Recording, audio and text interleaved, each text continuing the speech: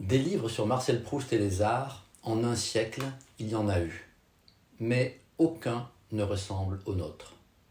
J'ai voulu accompagner Proust dans tous les lieux où il a découvert des œuvres d'art qui l'ont marqué. À Paris, au Louvre et dans les salons du Faubourg Saint-Germain. Dans la vieille France des cathédrales, en Bretagne, en Normandie.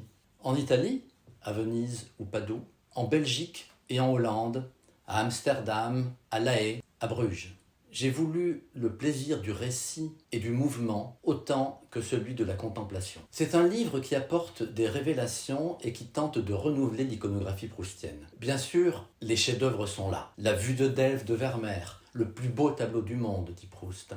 Le buffet de Chardin, la cathédrale de Chartres de Corot, la série des cathédrales de Rouen de Monet, qui sont, dit-il, des toiles sublimes. Mais j'ai aussi retrouvé les œuvres qu'il a admirées chez ses amis et certaines de celles qui étaient dans le salon de ses parents.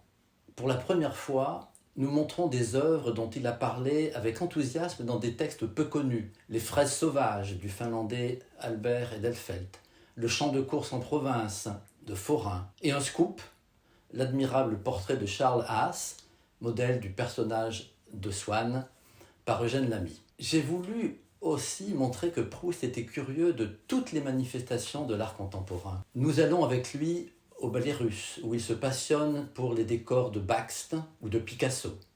Nous allons au cabaret du Bœuf sur le Toit, où il écoute du jazz avec Jean Cocteau. Enfin, reprenant les descriptions qu'il fait dans la recherche des tableaux qu'il attribue au peintre imaginaire Elstir, je montre ce qu'il doit à ses voyages, aux musées qu'il a fréquentés, aux livres qu'il a lus. Bref, c'est à la fois un récit de voyage, la reconstitution d'une époque, de son décor, des révolutions esthétiques qu'elle a connues, et, comme à la recherche du temps perdu, un grand et beau livre d'images.